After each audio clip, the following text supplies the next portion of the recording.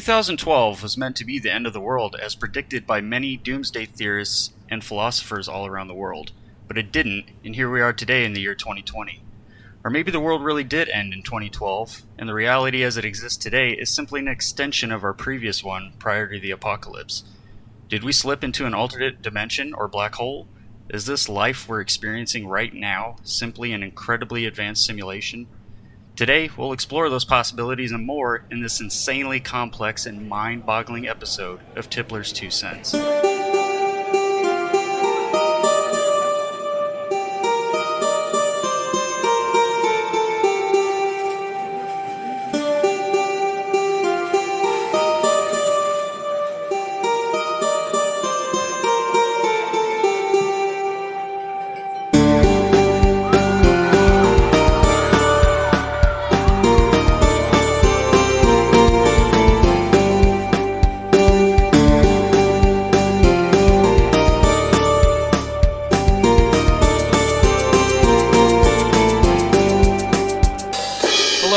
Welcome back for another episode of Tippler's 2 Cents. My name is Chris Walters, and joining me once again is the ever-graceful Sean Knox.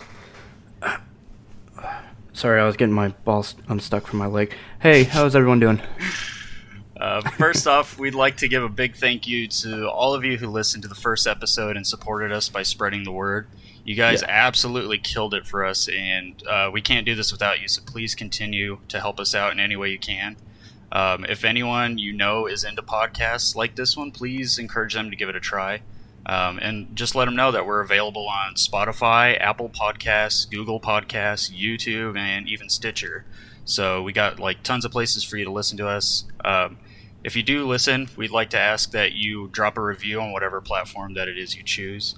Those reviews go a long way, like getting us sponsors and, just pushing us out in general, because I think a lot of the ways that it works for podcasting is, it's kind of sorted out by top reviews. So doing those top reviews, shoves us higher at the top, bigger chance of people seeing us.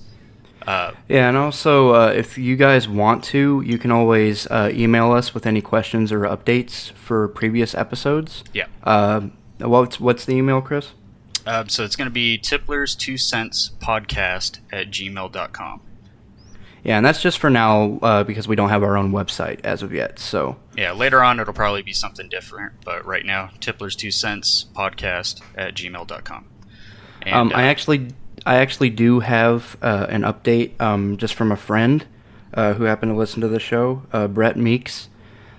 He actually had an update saying that there was an incident that happened pretty fucking recently at in like Brazil or something like that, and it's called the Mage incident. It's very, very similar to the Phoenix Lights. I know I didn't tell you that before we started recording, but dude, look it up because it's fucking nuts. It's very similar to the Phoenix Lights, and there's like a shit ton of clips online. Huh, that's crazy. And actually, an update from that same thing. There has been word that these Phoenix Lights, quotation marks there, have happened all over the world. So hearing that this just happened recently again is pretty interesting. But maybe we'll revisit that stuff later on. But anyway, moving forward, I apologize for my mic quality. I'm working on getting a new one, and I'm doing what I can with this current one that I have. But those of you who are bothered by the popping and all that stuff, I promise you I'm going to try to address it and get it fixed. So again, sorry about that, but just hang in there. I'll replace it hopefully by the next episode. But anyway, today I am chugging down the rest of my Lagunitas and the rest of my Jameson. Sean, what about you? What's your poison for today's episode? Same as last time. I'm drinking the Japanese Suntory whiskey with the little baby Corona extras. I'm still fucking mad about that. Well, hopefully we'll have something new by the next one. So let's go ahead and crack these bad boys open. And let's go ahead and kickstart this bad boy with a toast to our health, that of our listeners, and to all of our successes, and hopefully a better 2020. Cheers. Cheers. Refreshing. Alright, now then, let's go ahead and jump headfirst into a really crazy episode here. It was the one that we originally wanted to start off with, but due to its heavy theoretical nature, I decided to push it to this episode. It's going to be a bit of a big brain episode, so a lot of heavy concepts, a lot of large factual information and theories. So if that's not your thing, probably not going to dig this one. So it might not be for everybody. But today's episode is going to explore the theory that the world was going to end in 2012, the theory that the world actually did end in 2012, the multiverse theory, and then the theory that life as we know it is just a simulation. So strap on your thinking dildo and shove it right into our black holes as we delve deep, deep, deep into some of the biggest mysteries of the universe, and by far our wildest episode yet. I'm so upset that I read the script like 3 times and I still don't notice this shit. I gotta sneak him in there or else, it gets old. Yeah. Alright. The year is 2012, and the word around town is that the end of the world is going to happen sometime this year. But here we are now, in the year 2020, still swinging our dicks and flapping our lady bits around like no one's business. So what happened? Why didn't the world end in 2012? Why did anyone think that the world would end in 2012? Well, it all started with the good old Mayan calendar. How did the Mayan calendar ignite a whirlwind of a theory like the end of the world? Well, Sean, enlighten these good people, would you? No problem. The 2012 phenomenon was a range of eschatological beliefs, or that cataclysmic or transformative events would occur on or around December 21st, 2012.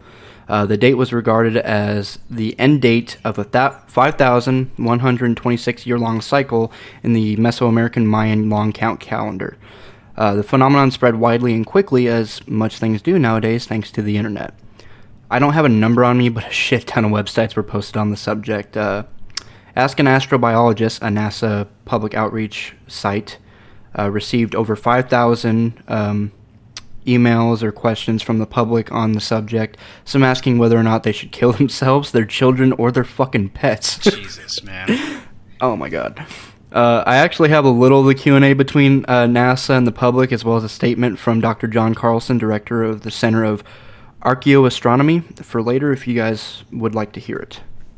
Yeah, and we'll be doing that later. But going back to talking about people asking if they should kill themselves, their children, and their pets, that's so relatable to even today, in 2020 now, 8 years later, and people were still doing that same kind of thing, when this coronavirus thing broke out, and then now with rioting going on, it's just crazy how people jump to conclusions. I mean, 2012 was even more of a joke because there was really not a whole lot of evidence to suggest that the world was actually going to end. I mean, there's a couple of theories and stuff that we're going to touch on here, but I actually think, if the end of the world were going to happen, and based off of what professors and, just all sorts of smart people have suggested, they think that this is the way that we'd go out with some kind of outbreak. So it's just funny how overreacted the public was to this 2012 stuff. Yeah. But anyway, back to the 2012 subject. If you didn't have your head buried in the sand or lived under a rock, you most assuredly heard about this, as nearly everyone and their mama was talking about it. Not only was it a big buzzword and conversation hot piece, but even Hollywood and other entertainment medias hopped on the bandwagon to make a nickel off this theory. If you want to waste 158 minutes of your life, there's a 2009 film by the super creative name of 2012, starring flat tire of an actor, John Cusack, that you can watch that does, I guess it's best to make an entertaining movie about this event. As like if that it were movie. to actually take place. And yeah, I know, but it's one you got to shut your mind off to. And, I'm sorry to John Cusack and John Cusack fans, but he's about as entertaining to watch as it is to watch coffee drip into a coffee pot. He's basically like a less attractive Keanu Reeves, but at least Keanu has a cool fucking name, and then B, a fuckable face. Not gonna lie, I'd probably let Keanu have his way with me. John Cusack, not so much. Maybe if I was drunk enough or something, because then maybe I might mistake him for Keanu Reeves, because you look at it, they kind of look the same. But anyway, my homoerotic fantasies about Keanu Reeves aside, there's also books, podcasts, merchandise, you name it, all for this 2012 phenomenon. But what I want to talk about in today's episode is not specifically the 2012 doomsday theory itself, but moreover the conspiracy that culminated from that theory. On July 25th of last year, 2019, a Twitter user by the name of Nick Hinton started a thread that read as follows. And then this is the title. A conspiracy thread. Did the world end in 2012? It was a discussion thread in which Hinton detailed many interesting theories and events that seemed to help corroborate his theory that the world ended in 2012. His thread goes much further down the rabbit hole on this subject than I want to, so I'm not going to detail his thread in its entirety, but if you want to, I'll go ahead and post a link to that thread so that way you guys can look at it for yourselves. It's pretty cool, honestly. Yeah, it's very interesting, but if I were to try to cover it all, it would take quite a while, so I'm just going to touch on a few things that he mentioned, just that he was saying, helped solidify his theory, and then, kind of what convinced me about his theory too. So he starts off his thread talking about the Higgs boson, which is a particle that apparently has the capability to destroy the universe itself. And Sean, I have a feeling that this is something you want to talk about, so do you have any, info on the Higgs boson particle? Dude, I was coming in my pants waiting to talk about this, because I fucking love this shit, so much. Yeah, and I remembered you talking about it before, so I was like, yeah, this motherfucker's going to want to talk about it. Okay, so back when the Big Bang happened, there was something called a phase transition that had occurred. Think of water turning into ice or vice versa. A phase transition is the change of the fabric of space-time, where empty space became filled with a substance called the Higgs field. You can't observe it with all of your senses, but it is in fact there. Elementary particles interact with the Higgs field and gain intrinsic energy, and that is called the mass of a particle. So simply speaking, it's the reason we can identify mass, and it's been here, since the beginning of the universe. Yeah. Through mathematics, the Higgs field was shown to have another state besides the known state.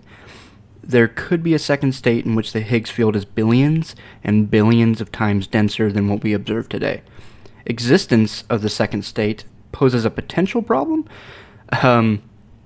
Transition between these two states could cause quantum tunneling, and quantum tunneling is the quantum mechanical phenomenon where a subatomic particle's probability disappears from one side of a potential barrier and appears on the other side without any probability, current, or flow appearing inside the well.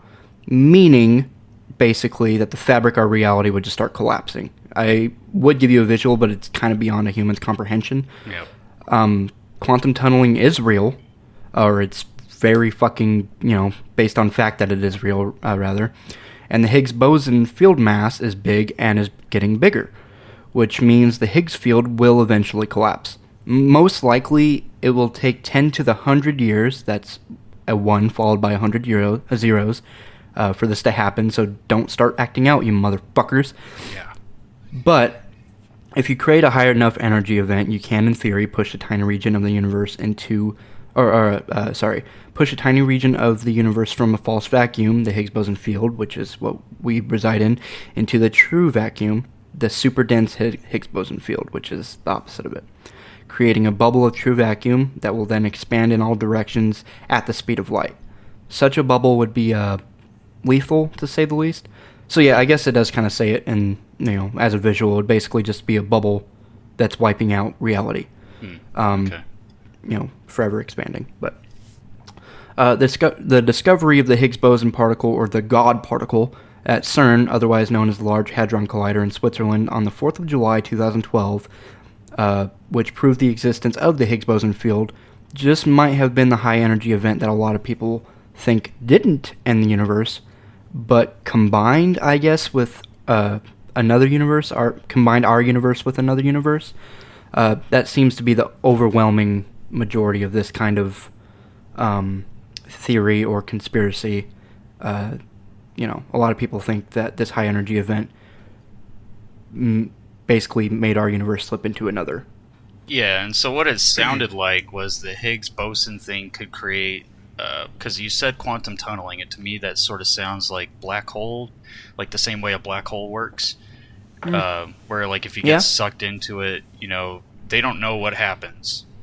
A lot of professors and stuff like that have theorized that maybe it's a dimension, like a traveling tunnel to something else, or you just get sucked inside out, or reality itself inside the hole is just twisted and demented. So it kind of sounds similar to that. I know it's probably different, but that's kind of Yeah. what I. Yeah, it's probably not that far off, honestly. It's a different kind of monster. A black hole is basically a gravity well that is super dense that can, spaghettify even light itself. Yeah. But with quantum tunneling, it kind of seems like that's when it gets to the point of like interdimensional crossings where the dimensions themselves start collapsing onto each other. Mm-hmm. And in one of those dimensions or whatever, the opposite of the Higgs field, which is a super dense version, collide, and that creates like basically oblivion. And that's kind of what it said. Like honestly, it's one of those things where like it's hard to visualize because we mentally can't. Like it's just that fucking impossible to think of. Yeah.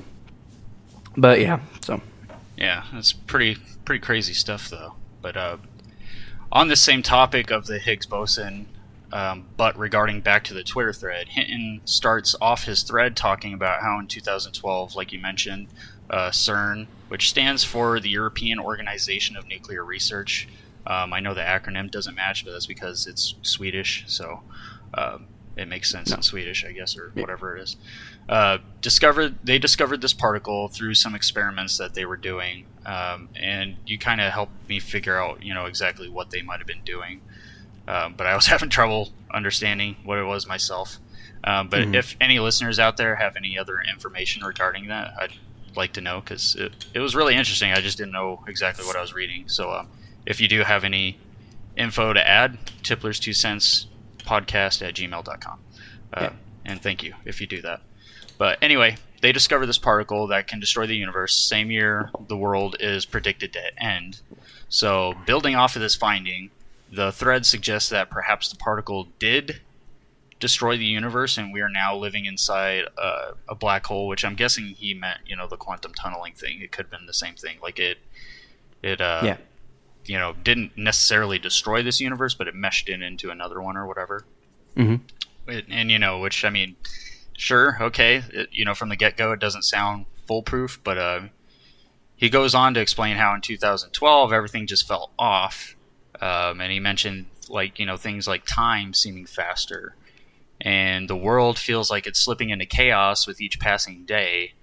And I mean, honestly, if you look where we are here in 2020, at least speaking for the U.S., we're on the brink of collapse. Like we have COVID-19 just dominating the globe, and then we have the riots thanks to the George Floyd thing going on. So I mean that part kind of checks out.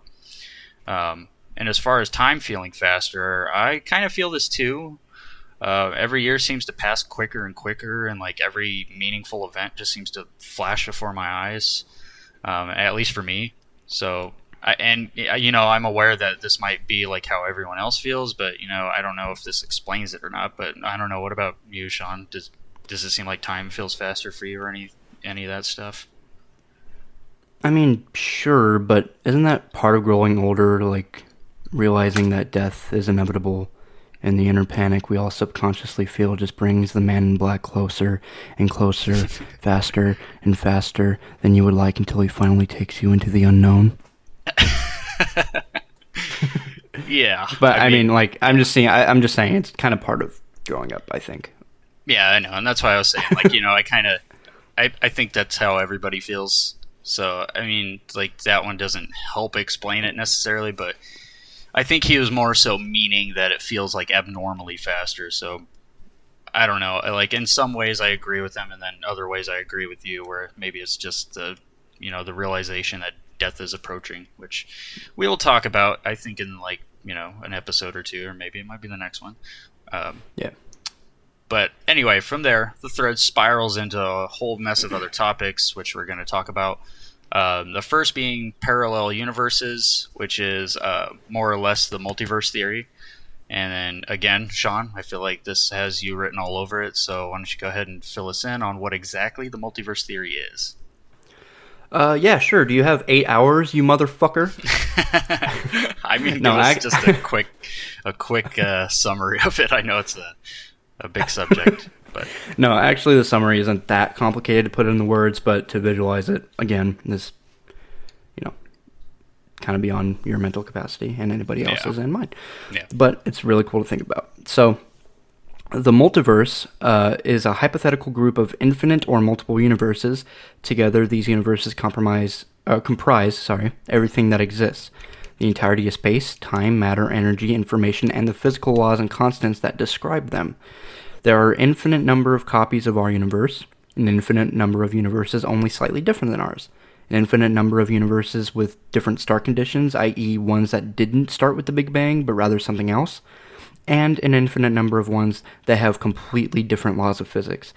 Basically, whatever you can think of, there is a universe for. So, like, there even could be a universe where, like, maybe Keanu Reeves is single, and we happen to stumble into the same Starbucks. Or, I feel like he might be, like, into hipster coffee. But let's say we both stumble in there, and, we fall in love. Like, so there's a universe for that. Yeah. Oh. There 100% is. Well, that's kind of awesome to think about, honestly. And not only is there a universe for that, there's an infinite number of mirror universes for that as well. Wow. So, I mean, our love is just ever expanding. Yeah, it's eternal. But, yeah, so let's say we do live in a parallel universe as opposed to the one prior to 2012. How would this affect us, and would we be aware of it? Most likely no, but there's nothing to corroborate this, as it's just a theory and not a fact. My 2 cents is, for me, I think we would know, because I feel like the event that would have to cause us to shift into another, parallel universe would have to be utterly catastrophic, and I just don't think that we would just, not remember it and it would be erased from our memory unless that was part of the catastrophic event. But again, that just seems so unlikely. And of all of the theory points brought up for this 2012 world end conspiracy theory, I feel like the multiverse theory is the weakest. I don't think there would be any way for us to just shift into another universe without knowing. Now, that's not to say that I don't believe in the multiverse theory itself. I just don't think that we are currently shifted into another universe, But what do you say, you old bag of bones? You think we slipped into another universe? No. I mean, I think the multiverse is real, obviously, because I'm fucking in love with that kind of shit. Yeah. But no, I don't think we slipped into or combined with a parallel universe. Although that idea itself is really cool, I think our conscience, like our sentience, like our awareness of self, can kind of trump the like the mass wiping of a fucking like memory of like something like you said, that cataclysmic. Because honestly, I think the conscious mind is one of the elements that go along with the the laws of nature that go with gravity, space and time, and sentience. You know what I mean? Yeah. But that's more for me, just being a deep philosophical kind of boy. But yeah, I don't think that we would have just missed that if that were to happen. So. Yeah. But Hinton continues by using the Mandela effect as an explanation of sorts as to why he thinks that this is the reason, why the whole 2012 thing happened, or, why he thinks that this is real. The Mandela effect is when you remember something differently than how it actually occurred. And a lot of people think that this has to do with alternate universes and stuff like that. And, which, okay, again, maybe, but I still don't think that means we're in an alternate universe. And as far as the Mandela effect, I want to talk about this more, but I kind of want to save it for a different episode because I have my own experiences with the Mandela effect, as well as many others, and I'm sure you and everyone you know probably does. Yeah. So we'll probably talk about this in another episode. But anyway, one of the examples of the Mandela effect that Hinton uses to support his theory is the Statue of Liberty.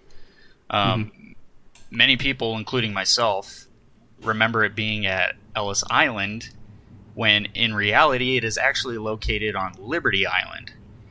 And it's weird, but it could just be false memory syndrome.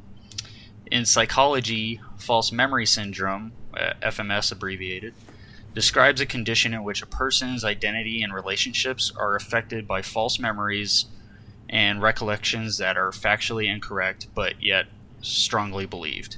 And if we think back to the first episode when I talked about Roswell and how they believed many people had this when they thought they saw alien bodies being recovered,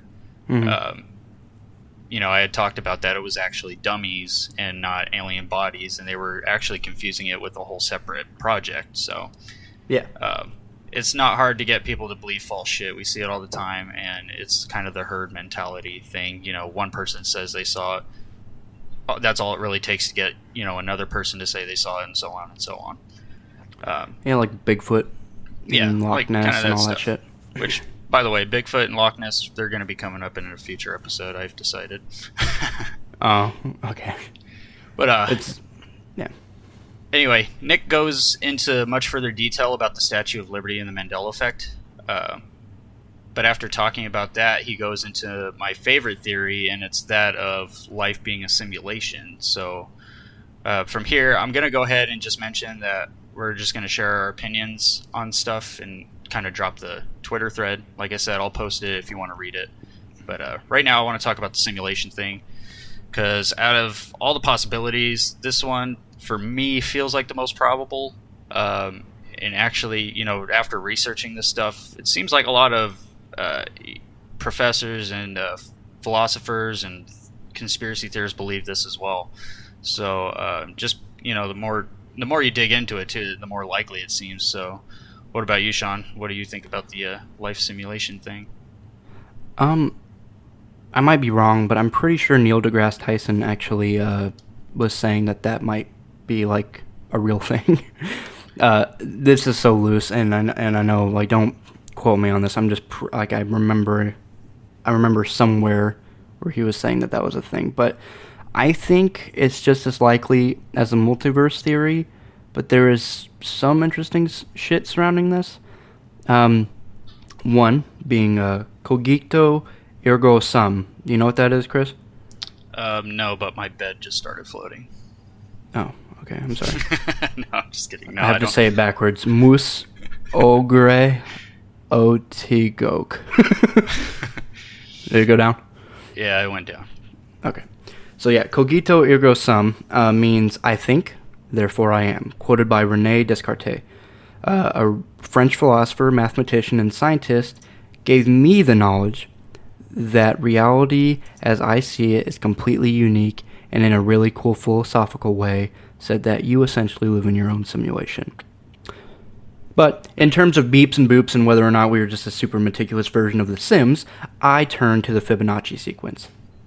0, 1, 1, 2, 3, 5, 8, 13, 21, 34, 55, 89, 144 are the numbers that rule all Fibonacci numbers. That rule all. Fibonacci numbers appear unexpectedly, often in mathematics, so much so that there are entire journals dedicated to their study. The Fibonacci quarterly applications of Fibonacci numbers include computer algorithms such as the Fibonacci search technique, the Fibonacci heap data structure, and graphs called the Fibonacci cube or cubes used for interconnecting parallel and distributed systems. They also appear in biological settings, such as branching in trees, the arrangement of leaves on a stem, the fruit sprouts of a pineapple, the flowering of an artichoke, an uncurling fern, the arrangement of a pine cone's bracts, and the spiral of our own fucking galaxy. There are many more examples, but I'm going to leave it there. But I think that this could be some sort of a baseline code for our own simulated universe, my dude. And it is weird because, I've thought about it like that. I don't remember who it was, but somebody had said that, math explains literally, everything in our life. Like, it can explain colors, it can explain, obviously it explains angles, it can explain stuff down to our DNA, just in other sciences. It's in everything. Math is literally in everything. Mm-hmm. And, if you look at what a video game is, there's math all over that. It's all coding. It's all, it's all just numbers behind pixels. Yeah. That's, that Fibonacci sequence thing. I believe that shit. I mean, if you do weird things too, if you just fucking pick up your hand and you stare at it too long, you start to question reality. Yeah. At least I do. I'll be on the fucking toilet sometimes. And I'm just in there for a while because gotta do some big news. And it's even based on standards of beauty. I can't remember the sculpture artist's name, but back in when the Greeks were in power. Mm-hmm. In power is loose, whatever. Whenever the Greeks were still around, the Zeus worshipping Greeks, they came up with the golden ratio, which is loosely based, well, not even loosely based, pretty much based on the Fibonacci sequence, but predates that time, I think. But yeah, those were standards on how to build a sculpture perfectly, and it kind of even goes into the symmetry of one's face and stuff within that sculpture. So I think it's in even how we perceive things, and that's fucking nuts. Yeah, that is crazy. My only hang up about this theory is that I believe that if life is a simulation, there has to be some sort of valid reason for it to be a simulation. Because, just like the alien abduction thing, I don't think it happens at random. I just don't, someone or something isn't just going to run a simulation for the fuck of it. So, to me, and this is just my own spitball theory of it, is I think of it in terms of a video game. So, think of it like this. When you play a video game, your playthrough usually follows the story of one or a couple of specific characters with a meaningful story you're meant to experience. But as the story unfolds and your journey follows these characters, there's also side characters, supporting characters, and even NPCs, non-playable characters, that have no other purpose than to fill the void and make up this world. So, thinking about that, my theory is that this life is a simulation, but it was made to follow either one specific person or persons in order to learn something of value. Because that's the only real reason I could see them creating a simulation, is to learn something. And that would make, we the people who aren't the main subject of the simulation, we're just simply a necessity to run in the simulation to make up the rest of the world that is unfolding around whoever it is that they are studying. We're essentially just NPCs in this person or person's story. So basically, it's like the Matrix, except the Matrix was designed to just fool the human race, but this one would be designed in order to study someone or something specific, and that's just what I think.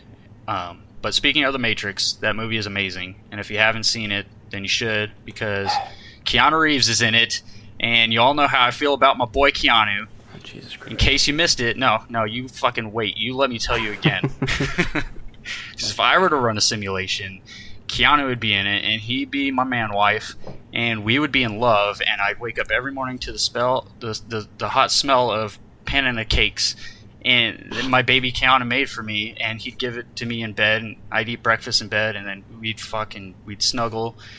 And if that doesn't just sound like the best life ever, then you know what, that's on you. But anyway, Sean, please get me away from the Keanu talk. I can't stop. What do you think about the life simulation theory? What do you think? No, keep going. I'm done. No. No, I mean, okay, well, there's no real way to prove or disprove it. Beyond the Fibonacci sequences reference, it's a moot point to think that we're capable of comprehending anything outside of the theoretical simulation.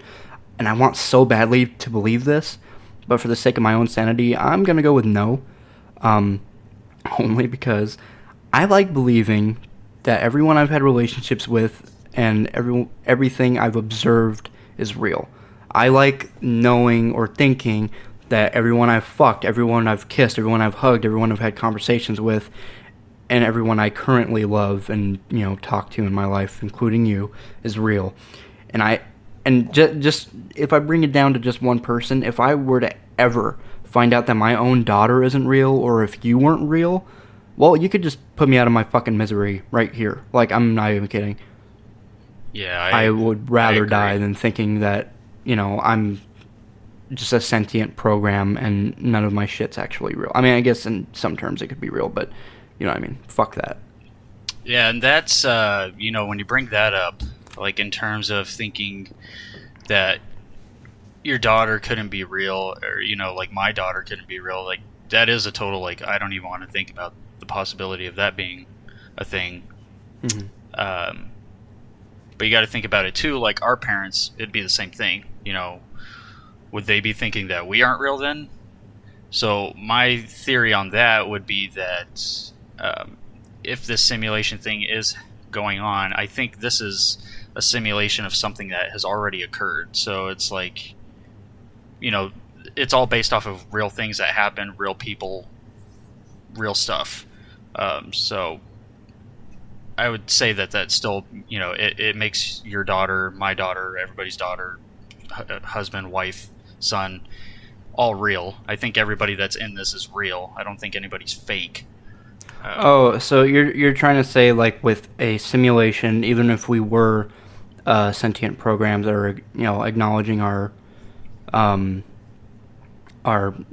fact that we're not real, basically the kind of like butterfly effect, ripple effect kind of thing, like their simulation, or they're being loosely, air quotes, their simulation still has to be based off of every single action that all 7 billion of us on Earth were to do. Yeah. Because it leads to an ultimate outcome that they probably need. Yeah. Okay. So, that's like I cool. said, kind of like the Matrix, where, everybody that's in the Matrix is a real person, obviously except for the programs or whatever. Okay, first of all, the Matrix, they're using humans as batteries. I know, but I'm just saying, and the fact that everybody that's in the Matrix, in that program, is a real person in real life. Mm-hmm. So that's how I think of it. Like, we either were or are real people, but we're just in a simulation. And, I think it's just for research purposes, or maybe it's for, it could explain the multiverse theory thing too. Like, maybe that's how we think there's so many different universes, because there's been multiple simulations, and maybe there's some sort of backlog that we have in the back of our brains that's like picking up that shit. Mm-hmm. So I don't know, but I guess I should clarify too that I don't necessarily think that we are currently in a simulation, but more so that I think just out of all the possibilities that one is the strongest. Because like I'm kind of on the fence about if we are or aren't in one currently.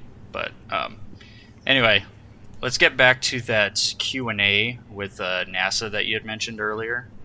And what we'll do is we'll have me read the questions and then you do the answers. Does that work for you? Yeah, that's fine. But first, let me get the statement that Dr. John Carlson, the astrologist, I can't remember, sorry. Dr. John Carlson's statement out there, just because it gives you the gist of how the Q&A is. This is his statement. The Mayan connection was a misconception from the very beginning. The Mayan calendar did not end on December 21st, 2012, and there were no Mayan prophecies foretelling the end of the world on that date. So, get ready for NASA just to be like, oh my god, all of you are so fucking stupid.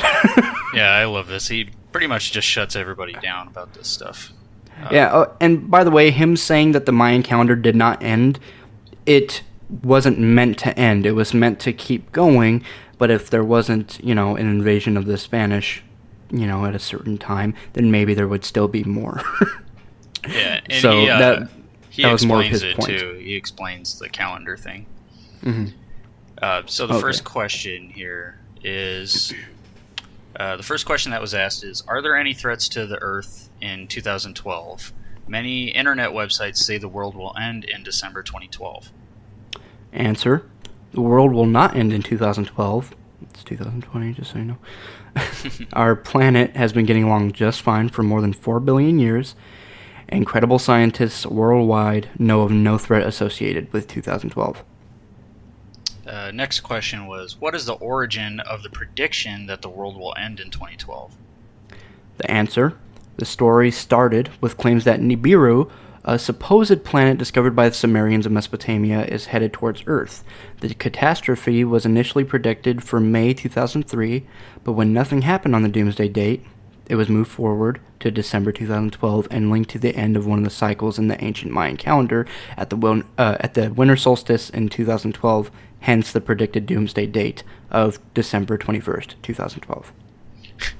That's hilarious, too, that it was supposed to happen. They're like, oh, well, what? Yeah, because, you hear that shit, too, like, with, and I'm not trying to rag on anybody, but just some more, I shouldn't say radical, but crazier religious people predicting end-of-the-world scenarios, and then it doesn't come true, and they're like, oh, well, actually it was this, I misinterpreted God's speaking, or whatever.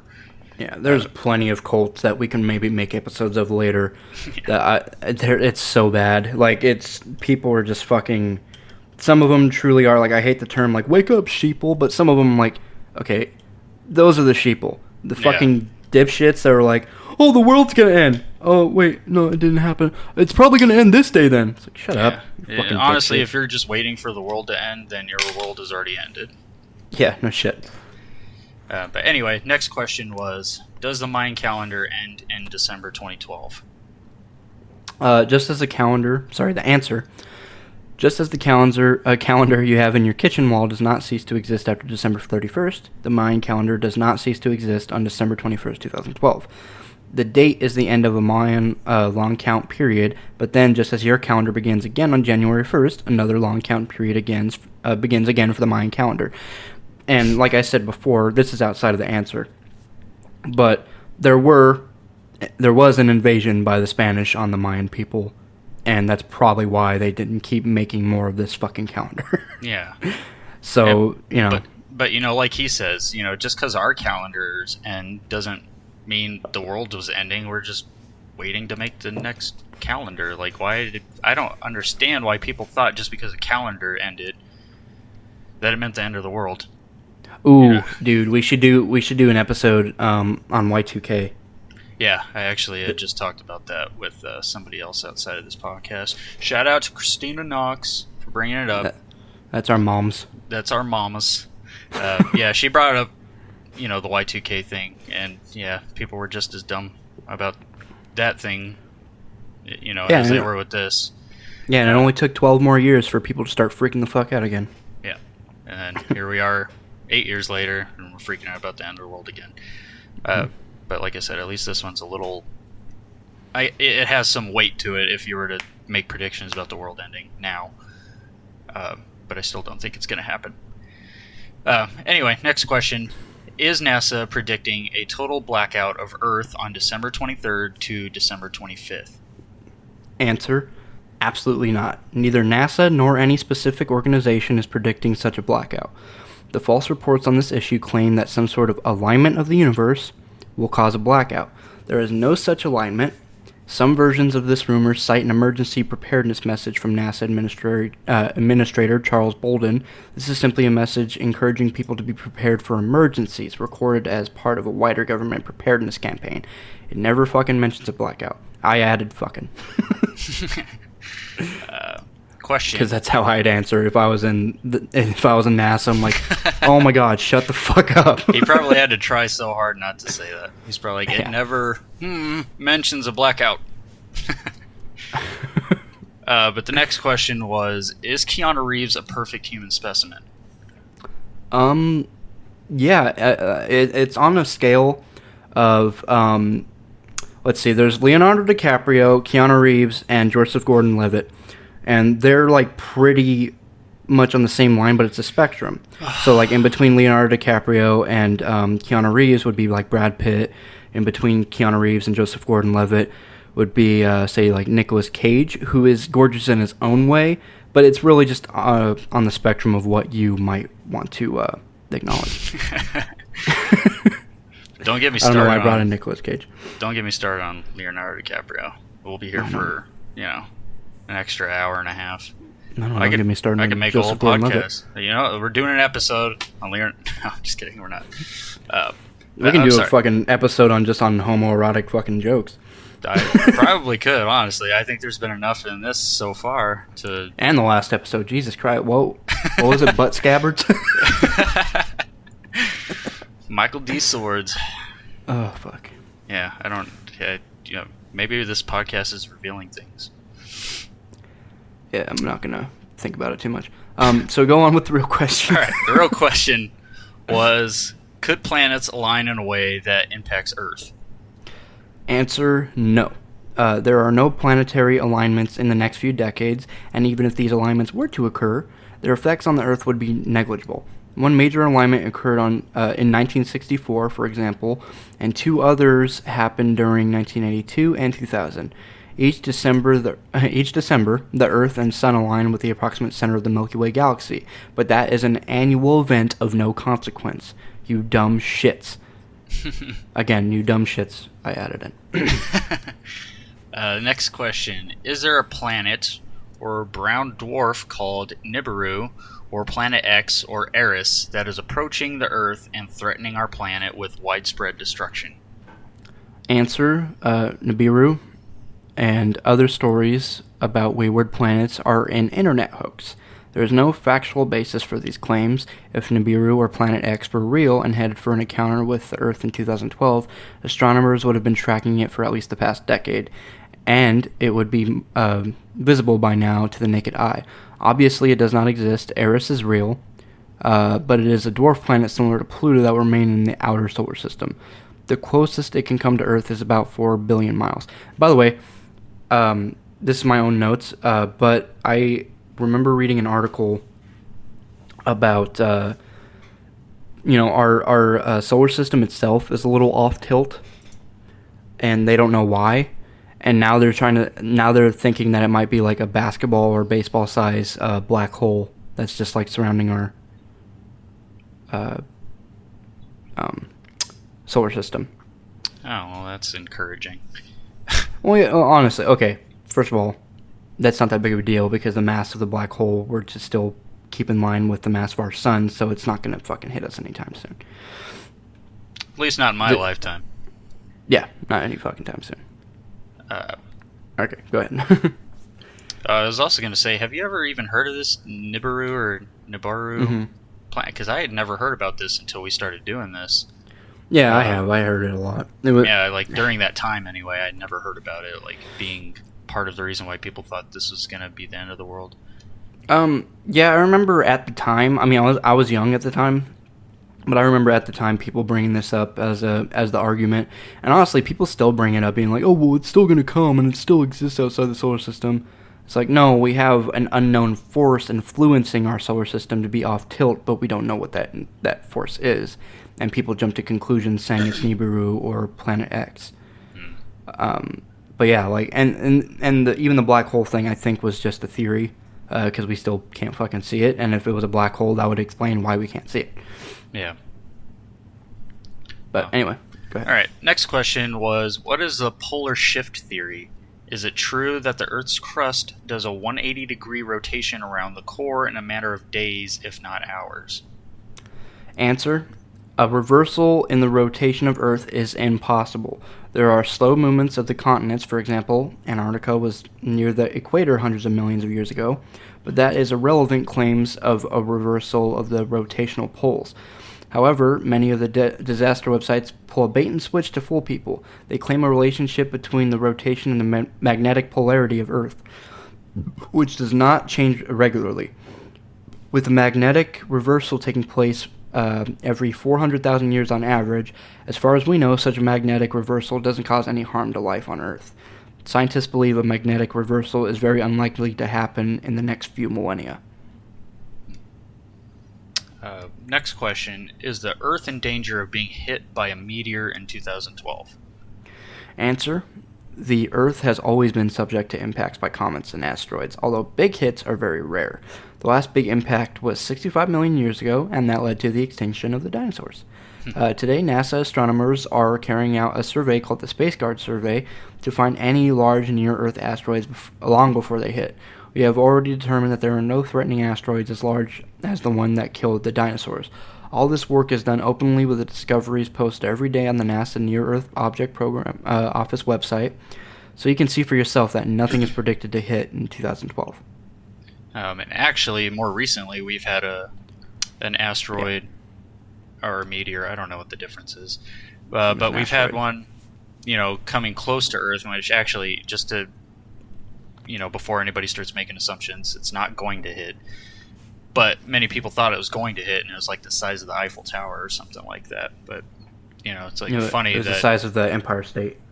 Or, yeah, that's what it was. I'm sorry. Mm-hmm.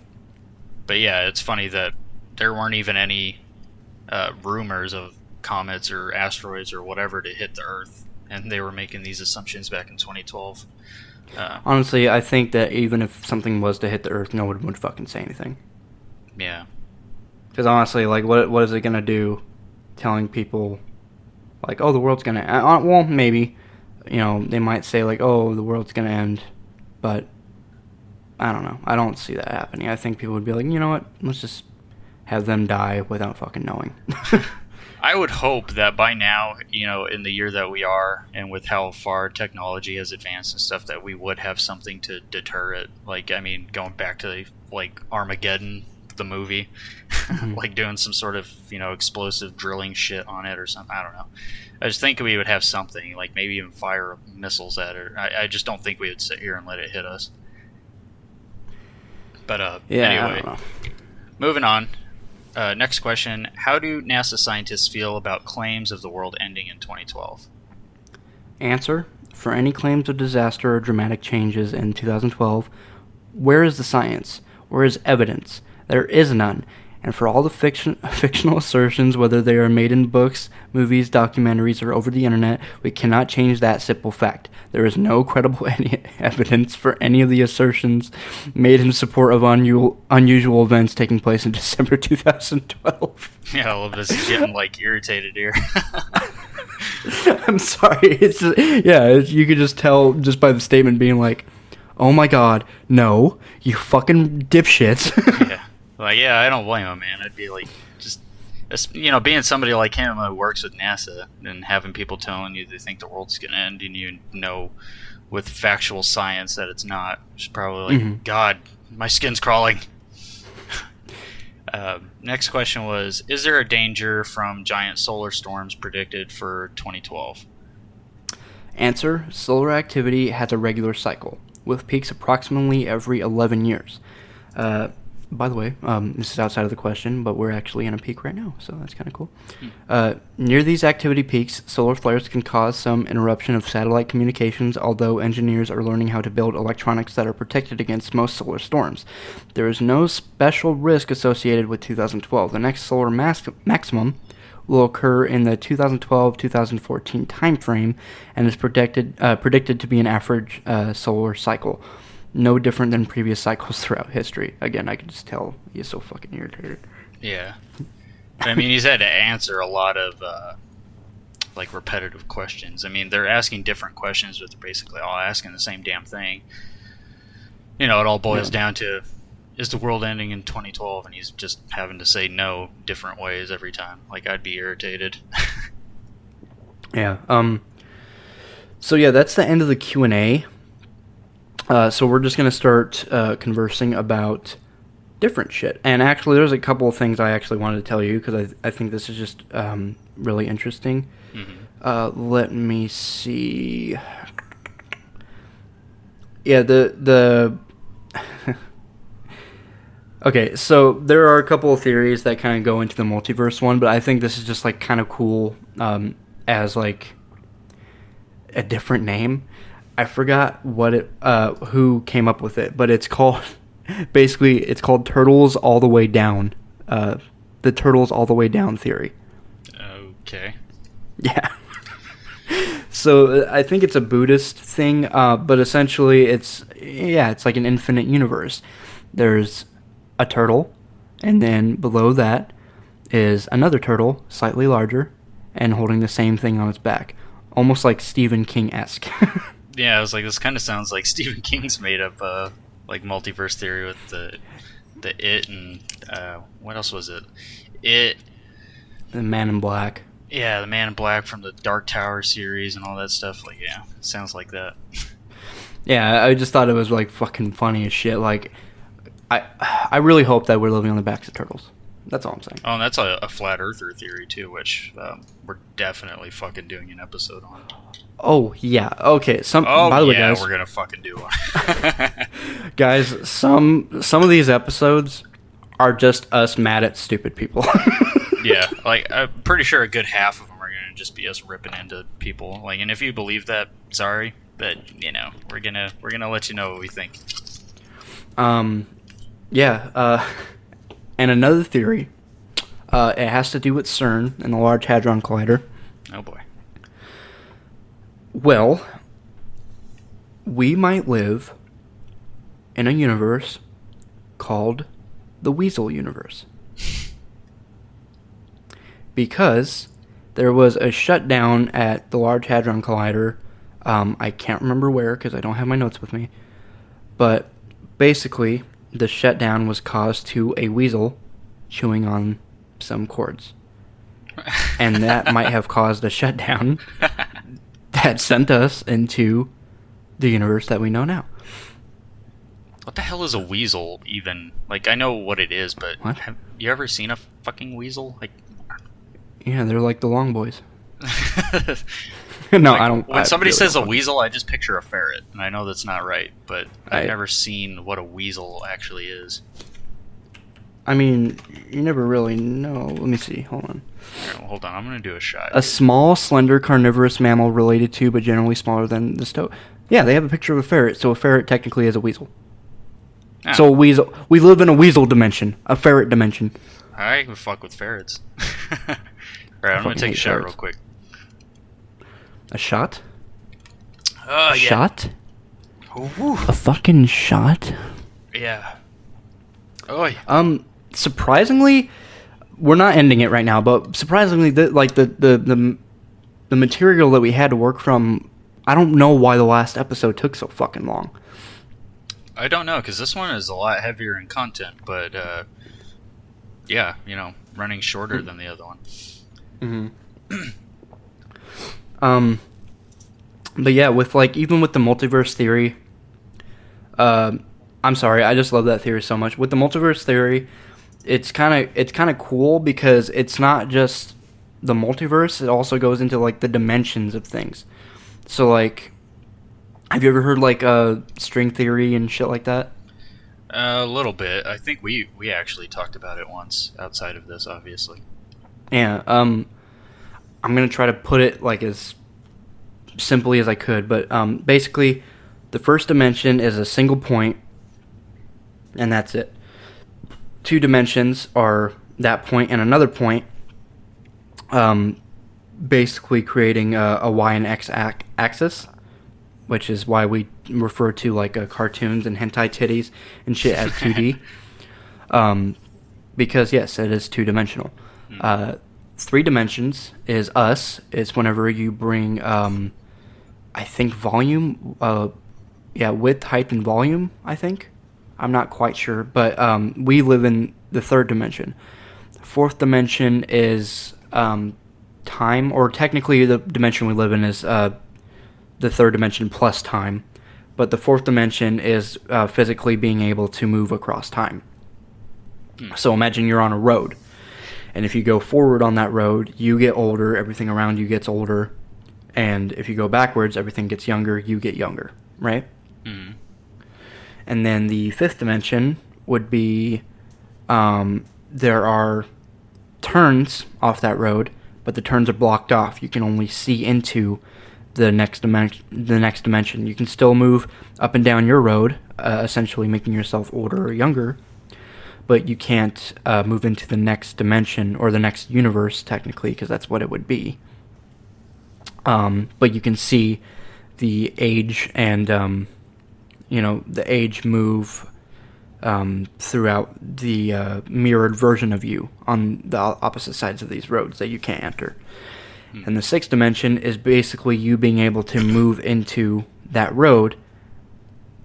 But from what I understand, and this is very loose, but from what I understand, if you were to move into that road, if you're on that road and you take that left into the next universe, that other version of you also moves into that next universe. And then, I think that the seventh dimension is basically, kind of the same concept, but just doing it again, over and over. And then that's when you start bringing, the seventh, eighth, ninth dimensions, or, when you start bringing in the different start conditions, different universes with different start conditions other than the Big Bang, different physical, physical laws of, I can't think of the fucking word, I'm so drunk. But different, physical laws and shit like that. And, whenever you get to the 10th dimension, it goes back to the first dimension. The 10th dimension is basically everything all at once into one point. So if there were to be a god, he would be a 10th dimensional being. Yeah, honestly, that's my whole theory for, if God were to exist, then he would be 10th dimensional. Which, is beyond our comprehension of how they even could operate. Mm-hmm. Interesting. Yeah, and it's just really cool to think in that terms. That's why I think parallel universes are cool, but the premise of them are actually pretty simple. Because it's pretty much whatever you can think of that exists. That's it. Yeah. There's a version of me, beating my dick right now. That's definitely not happening right now. And I'm... There's a version of me fucking on fire right now. There's a version of me pissing on the ground right now. Whatever you can think of is happening. On the roof upside down pissing into the toilet, or pissing into my own mouth. Fucking shit just dripping down the back.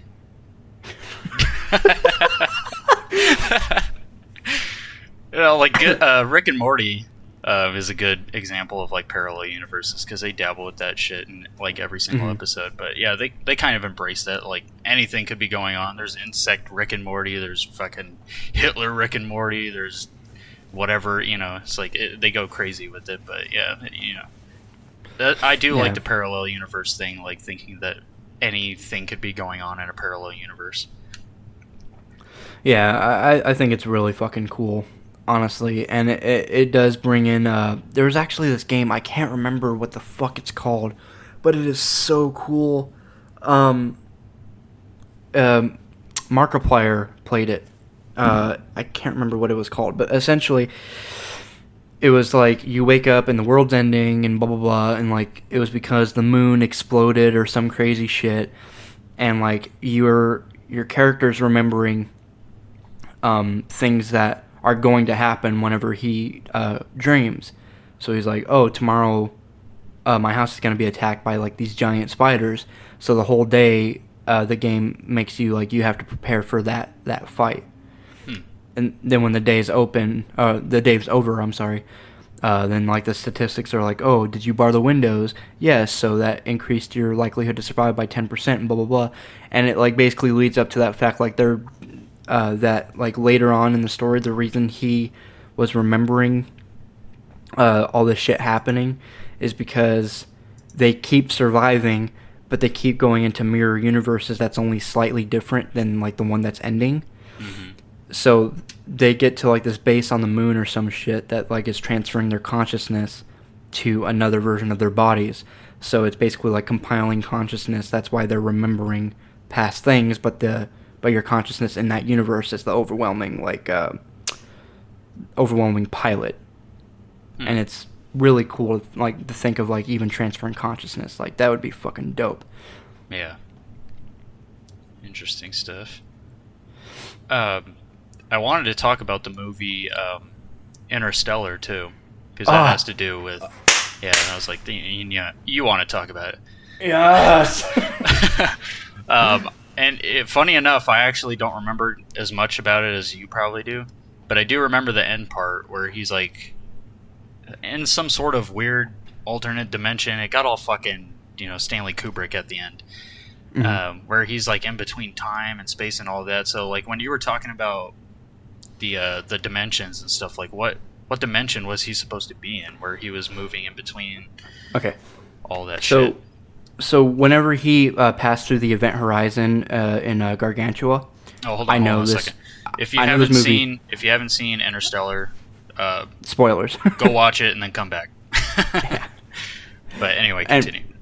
So there's this giant black hole called Gargantua that is on the other side of the galaxy that they are currently discovering because of a wormhole that is close to Jupiter that Matthew McConaughey and what's her name? Catwoman. She has a nice ass. The most amazing ass. Oh, fuck. What is her name? God damn it. I feel bad. Just know, I doubt she's listening, but just know Anne Hathaway. Anne Hathaway. I want to have fucking babies with her, bro. But anyway, yeah, Matthew McConaughey and Anne Hathaway go through this wormhole because they think that they, quote-unquote, aliens are trying to lead them to another planet where they can potentially survive. And they are finding the other astronauts they're trying to find the other astronauts that already went through this wormhole that leads to the other side of the galaxy, blah, blah, blah. So whenever they go into, at the end, when they go over the event horizon of Gargantua, which is a supermassive black hole, it takes Matthew McConaughey to a fourth dimensional space. Because or technically fifth dimensional, but you can't see... Theoretically, you can't see above your own dimension. So that's why, like, we can't see atoms. It's because we can't see into the first dimension. But we can see drawings because we can see into the second, and we can technically see into the fourth. So if we were to be brought into a fifth dimensional being's world, we would see fourth dimensionally. And that's why, like, that giant cube, the Tesseract, is like viewing the one girl's room throughout all of time, is because fifth dimensional beings are giving a third dimensional being a way to converse throughout time, and the way that they can do that is meet him in the middle with a fourth dimensional object, which is a tesseract, which, if you guys don't know, a tesseract is a cube within the fourth dimension. Okay. And I'm so fucking smart and drunk. Yeah. Well, Christopher Nolan's fucking smart, man. Like, I don't know if you knew this, but I can't wait to watch Tenet. Yeah, I know, right? But there's a scene in Interstellar where it shows a black hole. Yeah. And like the whole this movie is coming from fucking like scientists, NASA, all that kind of shit. He actually has the visual standard of what a black hole is supposed to look like. Wait, are you talking about a black hole or a wormhole? Or a wormhole. It might be a wormhole. But yeah, because it was a wormhole because they were asking, like, oh, why is it shaped like a sphere or whatever, and then they explain it. Yeah, so you know what I'm talking about, that scene where it shows that, like, it's kind of weird looking, but it's basically like a black circle surrounded by a glowing sphere, and then like a kind of a line, like if you just took a line and went right through it. That's kind of what it looks like. No. For me, it looked like a, say there was like sparkles, like a glitter on your table, and you put a droplet of water on the table.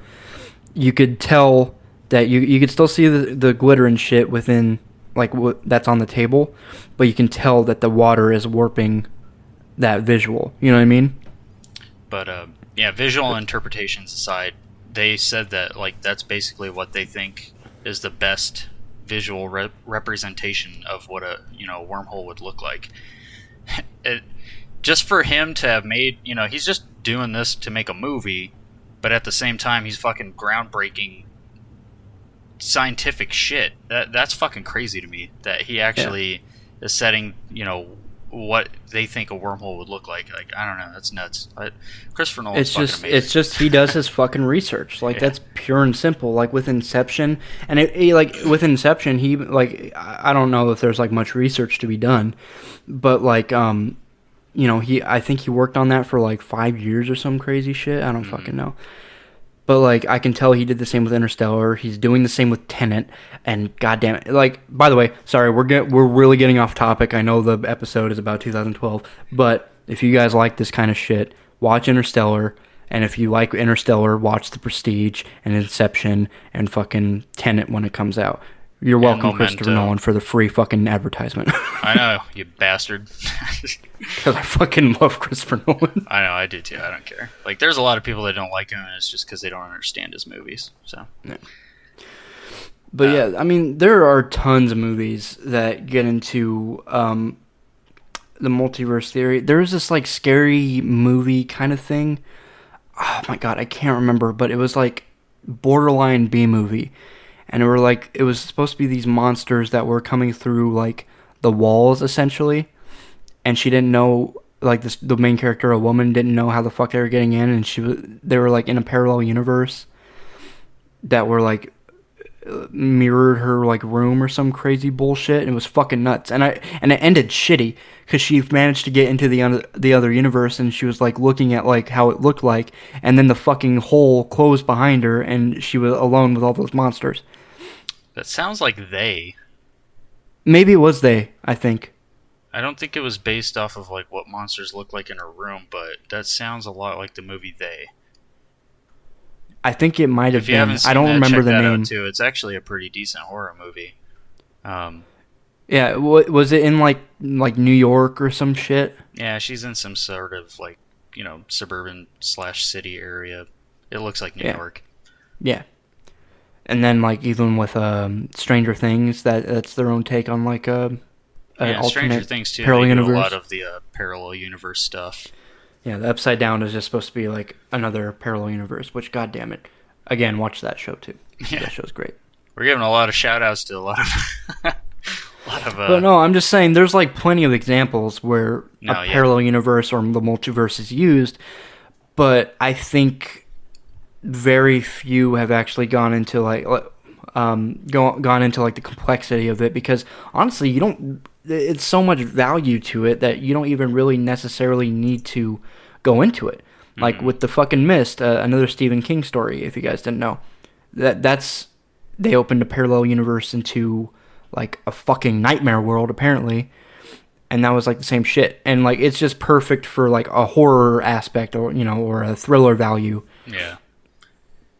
But see, if you think the multiverse / parallel universe thing is real, then you have to believe that shit like that could actually happen, and that's terrifying. Yeah. And that's the thing that fucks me up, is that everything that I'm scared of exists somewhere. It exists fucking somewhere, bro.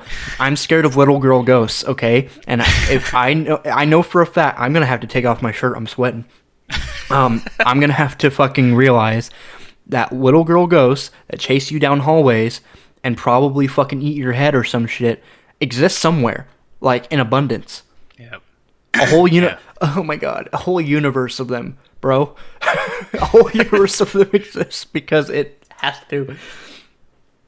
Yeah, that's crazy.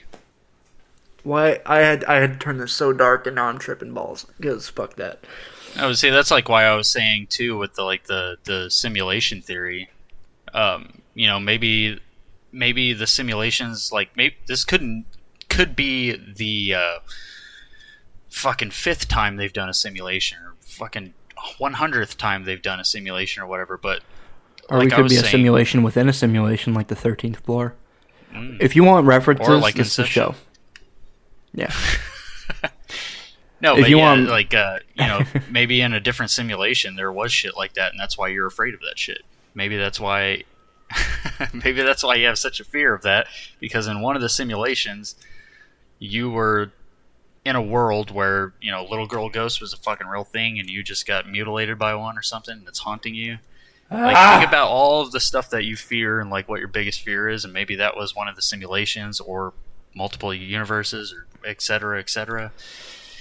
But by that same standard, there is a version of me just fucking straight pounding Anne Hathaway right now. Without my voice cracking. Yeah. Which would be ideal. I'm sure she'd prefer the non-voice cracking one. You never know. She might She kind of seems like she wants to be dominated. No, honestly, okay. I'm sorry. Anne Hathaway is super fucking talented and super strong. She's just goddamn gorgeous, and there's no way that I can't be fucking gross when I talk about her. Yeah, we just love you in all aspects. That's all. Yeah, like, and we don't know how to just be chill and be like, yeah, I would quite love to have, intermarital relationship with her. You're like, well, if No, you I'm were like- gonna tell me I had to fuck, marry, or kill one of them, I would do both of those. And you're like, wait, there's three. And you're like, I would do both of them. I would Anne do Hathaways. both of them. But no, like, yeah, it's just one of those things. Like, they're just, I hate that kind of thing where I have to. I mean, I don't mind apologizing because I do really like Anne Hathaway as an actress, but or actor, but it's just one of those things. Like, I know for a fact that women talk the same way. I've heard fucking like Crystal, which is Crystal and Brittany both talk about men that way, which by the way is our baby mamas. But they talk about men that way, where there's like, I would shred into his fucking ass, and you're like, what? Yeah, no, girls definitely do, but that's getting way off subject. But there's also a universe where there's only women like that, and now we're back on subject. Yeah, honestly, I think we're good to wrap up here. So that about wraps up today's episode of Tipplers 2 Cents. We hope you enjoyed it. If you did, please give us a 5-star review or smash that subscribe button. All that fancy stuff to just let us know that you liked it and that we should keep doing it. Sean, is there anything you want to say? Yeah, you guys can follow us at facebook.com/Tipplers2Cents or at Tipplers2Cents on Instagram for additional content such as photos or videos relating to our episodes, and take a look at our current episode listing, which right now is only 2. But yeah, I mean, pretty soon we're just going to keep cranking them out. Our plan is to do them once a week. We record on Saturdays, and we will be releasing each episode on Mondays. And we're going to try our best to keep to that schedule. Merch is going to be coming out as soon as possible. We have to remake our symbol because we don't want to get in trouble. And certain things that we are still really working on, our own website, and we are now available on a shit ton of different formats. Now we're available on Spotify, Apple Podcasts, Google Podcasts, Stitcher, and I'm working to be available on iHeartRadio, and we're also available on YouTube as well. And yeah, if you guys like us, then go ahead and leave that review, and you can always message us with updates at tipplers2centspodcast@gmail.com on certain subjects or certain things that we happen to not have mentioned, or even if you just want some validation and you're a lonely person. Go ahead, email us, and we'll be like, hey, you know what? You're good. You're cool. You inspired us. Yeah. But yeah, once again, thank you all. We love you, and we will catch you guys on the very next episode of Tipplers 2 Cents. Please stay tuned. Catch you guys on the other side of the wormhole. Peace. Bye.